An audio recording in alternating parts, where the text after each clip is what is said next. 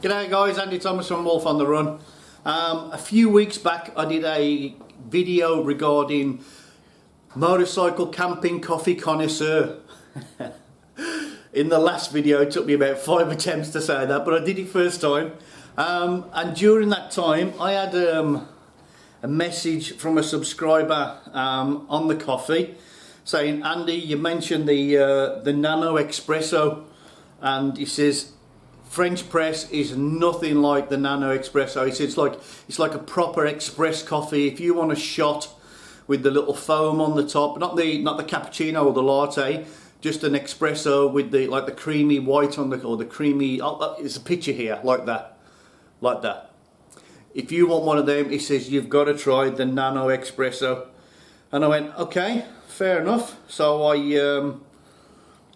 it was Father's Day the other day, and I says to my children, your dad would like a Nanopresso for his Father's Day present. So sure enough, I got one. So I love my coffee. So what we're going to do is we're going to put this to the test. So the kids have bought me this. It's not a sponsored video. The kids have bought me this after, let me just pull you up. Nicholas Flood, or Nikolai Flood. The French press, Andy, is nothing like the espresso. So he loves his Nanopress, and he went, great coffee, but nowhere near the same. So yeah, I've got one of them. I love my coffee. So we're going to put that to the test and try it out and see if he's right. Thanks, Nicholas. Appreciate it, mate. Alright, so first up I'm going to set up my little stove. This is the one I take with me all the time. I've got this gas bottle with me now. I haven't got the little short stubby ones, which my stove fits directly to. So I now carry this as well, because we've had this conversation before where you can pick these up for like for $5 or something like that in the garage, really cheap. Whereas the other big stubby bottles, they do fit inside here, great. They're ideal to carry, but then obviously I now put my stoves in there and keep these separate. And the thing with these, like you say, once they're, you take one full one on a trip. You might take two, it's up to you, but whatever's left you can throw. You know what I mean? They're really cheap, whereas the other one's like a 15-20 bucks for the same amount of gas, but for one cartridge. So anyway, enough of that. I'll set my stove up.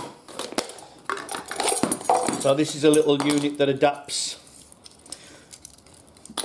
So as I say, this stove, the 360, just screws straight on top of a bottle normally. That screws on top of there now.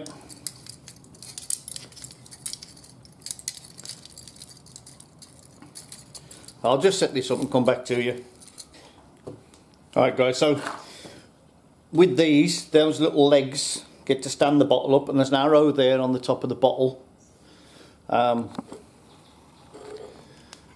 So those legs get to stand up, as I say, and then there's an arrow there on the top of the bottle. That must always be on the top with these stoves, with these bottles. So yeah, it works well anyway, but I just thought I'd show you that bit, something stupid. So let's get a bit of water.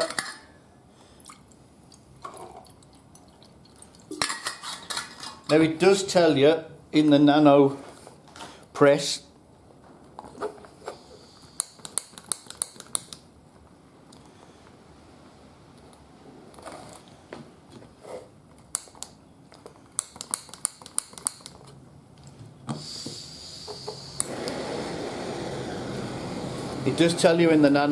that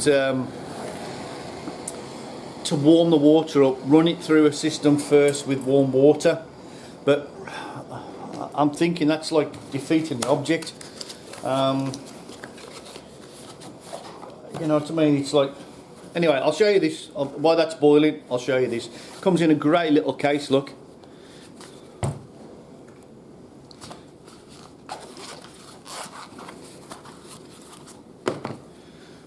So that's it guys. So on the bottom you've got your little shot cup. That unscrews. Inside there you've got your measuring cup for your coffee. You've got a little brush for cleaning out. And your water goes in there So as you can see, it's only a shot basically. I'm thinking if you wanted to, you could sort of make your espresso, put that into a mug and then finish it up with hot water, put your milk and sugar into soup, whatever you want to do. But this is like basically, according to what Nicholas was saying, that it's a great shot. It's an espresso shot. So in the top of here, we've got the coffee pot. So you put your coffee grinds into there, and then you got your filters part there, and it all comes apart, as you can see, for cleaning. That we'll look at that rather, regarding the cleaning, because there is a fair few parts to it, and coffee grains are messy, but we'll see how easy it is to clean afterwards. So alright, I'll get myself some coffee and put some in.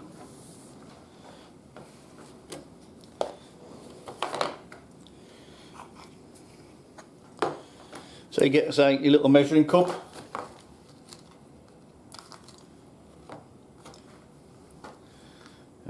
Your amount of coffee, put it into there. And then, as normal with coffee, that fits inside there, look, so you can just press that down a little bit just to flatten it down. I'm going to clean the edges off. That then goes inside there like so.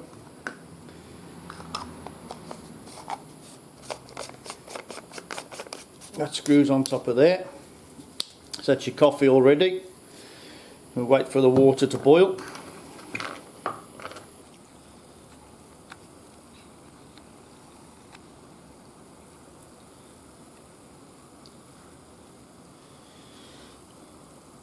Right, the water's at a rolling boil, so I'm going to use it that. As I say, he did recommend, so the instructions, sorry, they recommend that you actually run it through first with hot water to warm all the stuff up inside it, the element. But I'm going to see exactly how hot it is, because you can burn coffee with the water. So I'm thinking, but we'll try it, see if it's warm, see if it's hot, see if it's cold, see how it goes.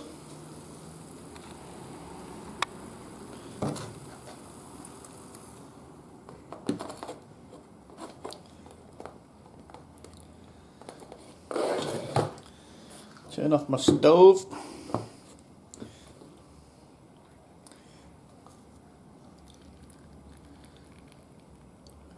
Pour the water.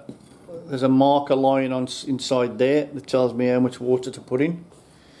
And then we screw that back onto there.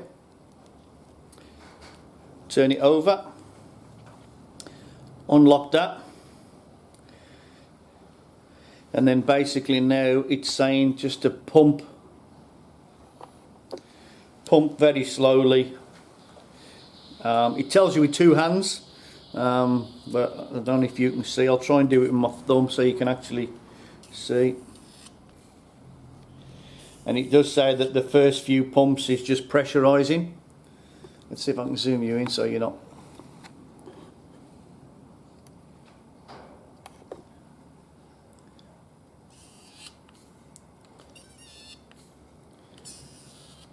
So basically that's pressurising the system now, and it'll start forcing that water through the coffee, which is what creates, there we go, that's pressurised quite a bit now. It started to,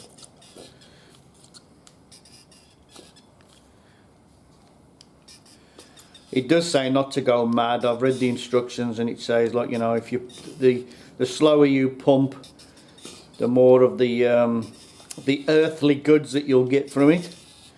So I am taking my time. I hope coffee's worth it. A nice cup of coffee is certainly worth it. There's a fair bit of pressure on that pump.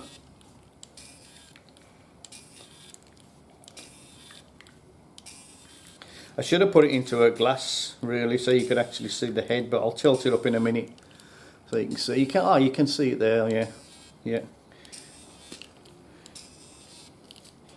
But my question is, did it need warming up, the machine first? Is that going to be hot? It's that going to be cold? I know it's going to taste good. It's Wacaco coffee I use. Sometimes Vittoria coffee, but it's Italian espresso coffee. That's pretty much empty now. That's just fresh air. Alright, so we'll drop that down there. And as you can see, guys, that's got a great little froth head on it, look.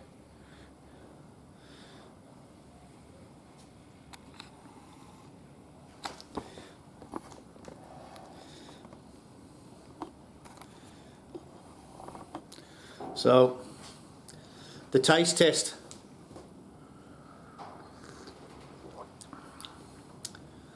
It's not cold, it's not boiling hot, and it's not warm.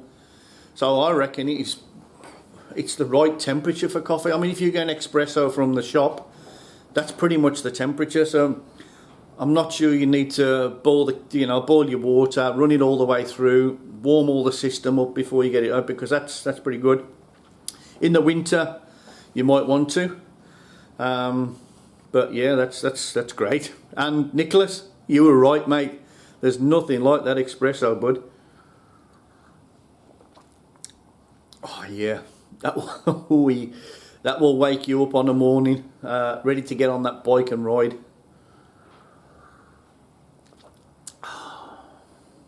Beautiful. Fantastic's the word.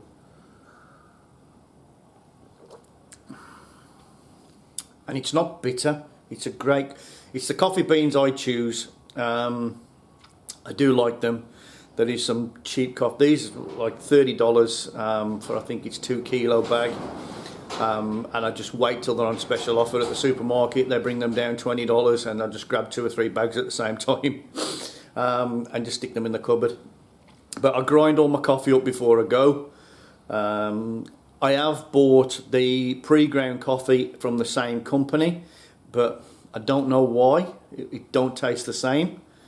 I don't know why. Don't ask me why. I have no idea. But I just tend to buy the beans, grind them in the machine here at home, put them in that container that you've just seen, and yeah, take it with me. But that's going to wake you up first thing in the morning for that bike ride onto your next bit of journey. Alright, let's see how it fares up on the cleaning. Alright guys, so obviously I'm going to use this last bit of water that's in there. Obviously your cup's your cup. That film cleaning off pretty good around the outside, no dramas at all. Yeah, not bad, that cleans up okay. The water container, obviously, that's going to be as is. Let's leave that to dry out. I reckon you're going to need to dry it out 100% if it's the last time you use it. If this is the morning that you're packing up and going home, I would suggest that you just leave it to dry out.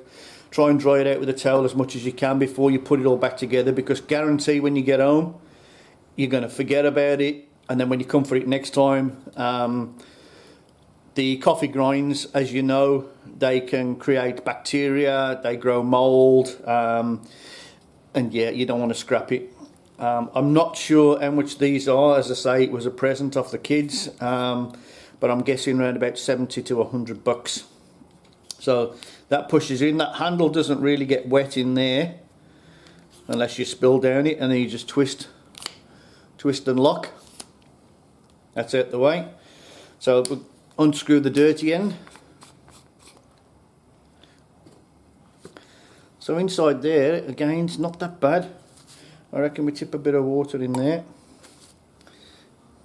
No, there's hardly any coffee grinds in there.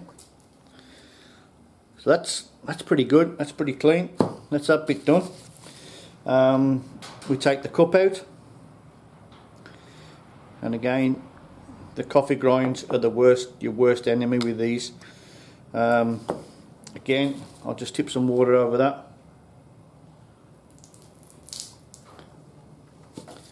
I've just tipped water over that. That cleans up pretty well. Fine. Leave that to dry. Inside the lid, there's a little bit of water in there, coffee grinds in there. So I will tip a bit of water over that. Wash that out, simple. And then obviously empty the coffee out. So you can't compress this down. I don't think you can. I'll read the instructions a bit more. Whereas like when you got your machine and it's pressurized, heavy pressurized system, you can push your coffee down and flatten it down, and then when you tip it out, you've seen them in the shops when they knock it and it comes out as a whole block. Well, that's just come out as a wet slush really. I'll have to look into that to see if you can. I'm just thinking on the pressure it might be too much for that little machine, but again I'll just tip some water in that. But that's come up clean as well, just with the So to me it's a great little unit. Great little unit.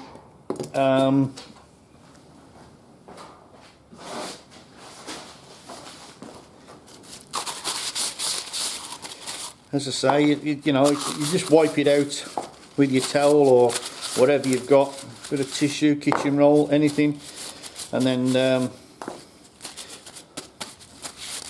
it's ready for the morning. Or if you in the late afternoon a coffee drinker, most of you guys just get the beer out. So yeah, simple unit, but really effective. Pleased with that. Pleased with that. Screw that back together. Put the water container on and the cup. Bob's your uncle. Oh, don't forget you put your spoon and your brush. As obviously, yeah, they must know it needs a bit of cleaning now and again. They recommend, I think it was 60 coffees. You strip it down, you take it all apart, give it a good clean out, brush out and whatever. And yeah, and I love the little case. There is a fair bit of weight to it. I would say it's probably, you know what, I'll get the scale and we'll weigh it. Right, so I've got Pinch the Wife's kitchen scales. Just find how you turn it on. Turn it on, let it sit.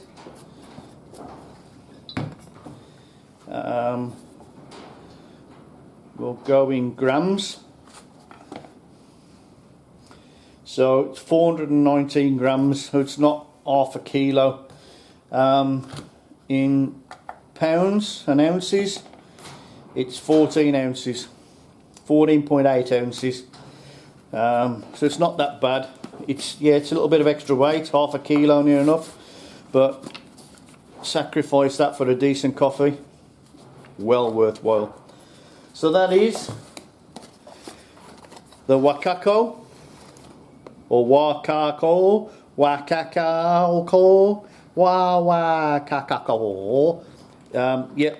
however you say that, the Wacaco Nanopresso.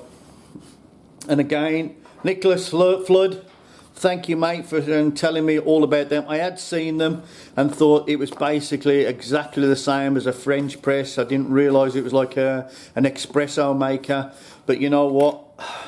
Mate, that is absolutely what you said. It is one class little unit and a great coffee. So in the box you get the Nanopresso, which is that. You get the case.